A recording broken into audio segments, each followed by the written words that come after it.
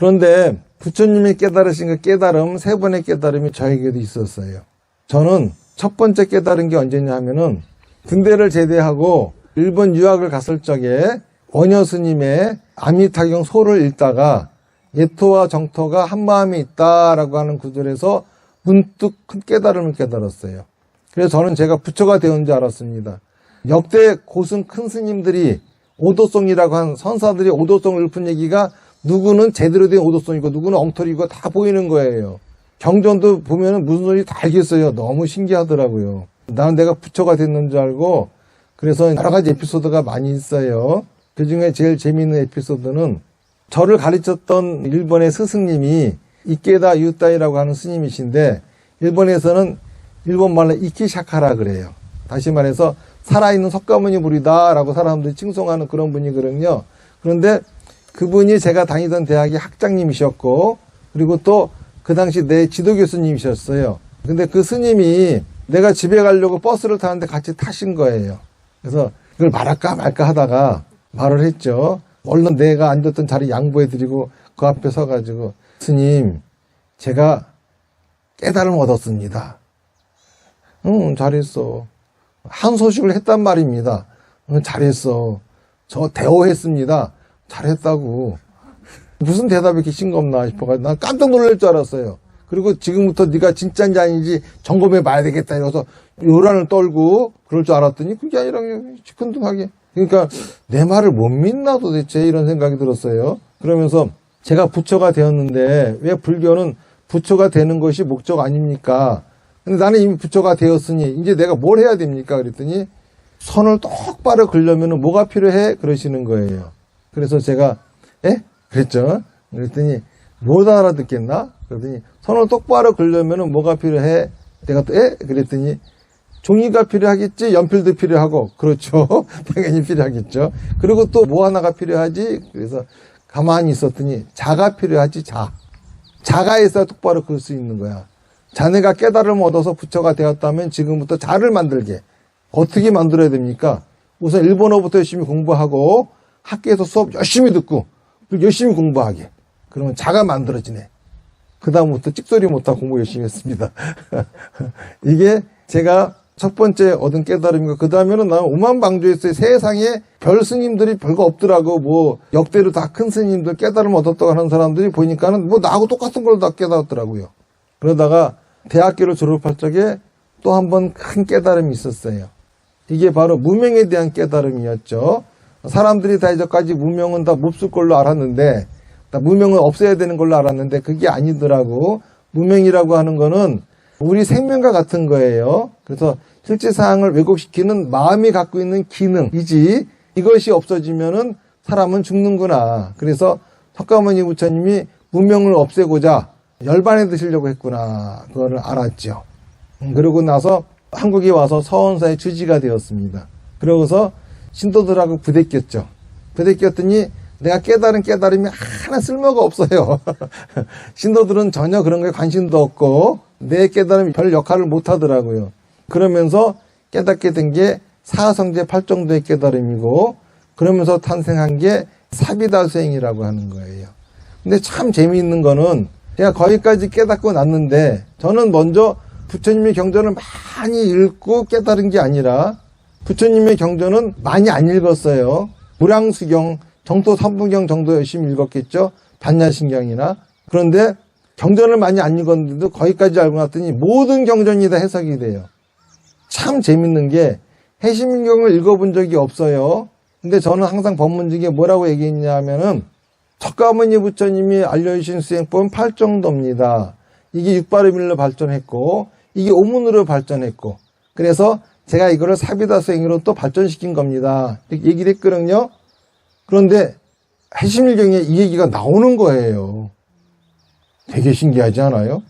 해심일경에서 뭐라고 나오냐면은 해심일경의 심밀이라고 하는 것이 삼무자성을 얘기하는 겁니다. 그러니까 삼무자성을 해석한 부처님의 가르침이라는 거예요. 제목만 보면은. 그런데 석가모니 부처님이 삼무자성을 설하시는 이유를 얘기를 하시는데 내가 처음에 얘기한 수행법은 너무 결함이 많았다. 그래서 사람들이 논쟁이 심했다.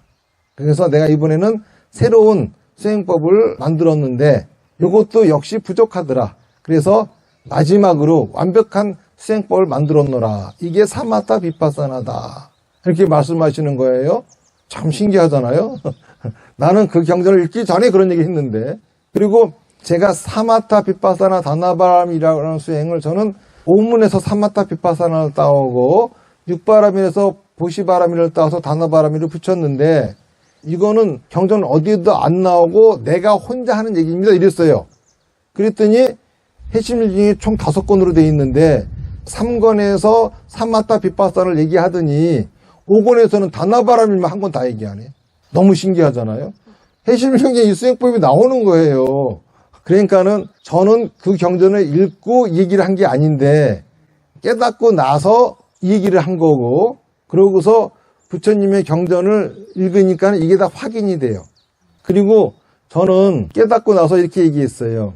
반야경은 연기법이 주된 내용이고, 화엄경은 무명이 주된 내용이고, 법화경은 지우개고, 사성제 8정도는 무량수경에 써있다. 이렇게 저는 주장을 했거든요.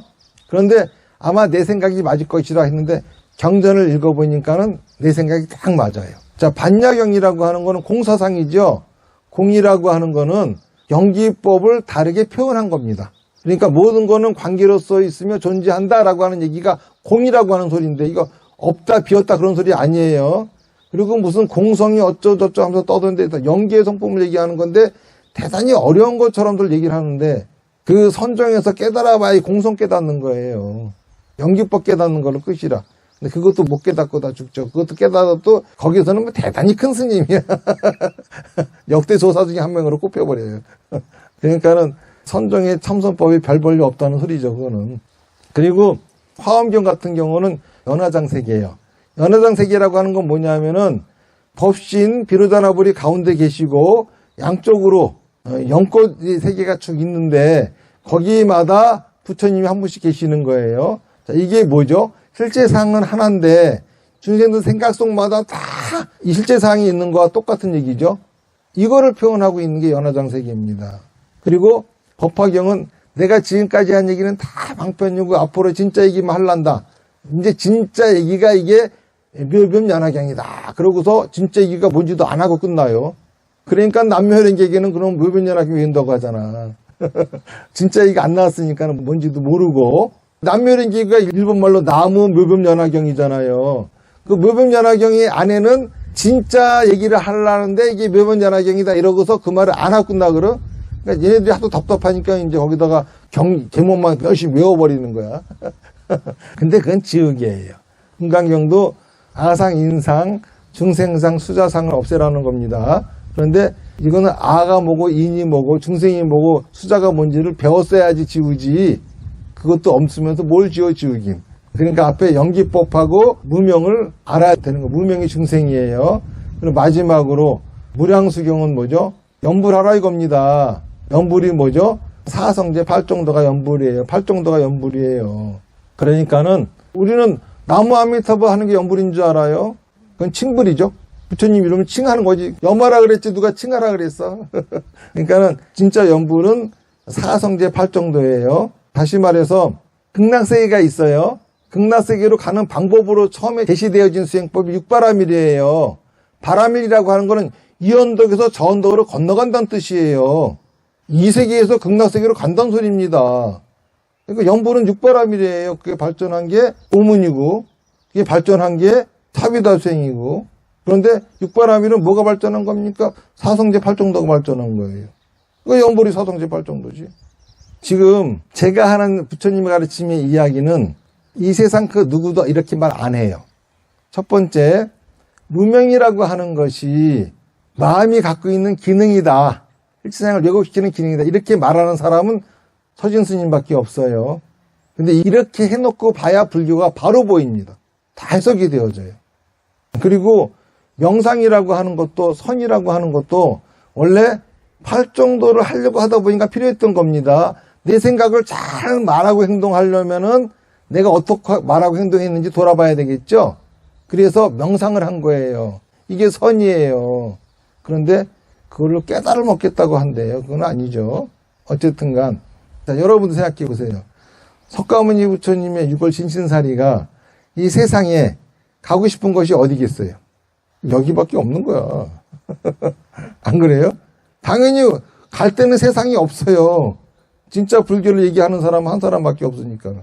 그래서 진신사리가 태양사에 오시게 된 거고 이 사리탑이 세워진 겁니다.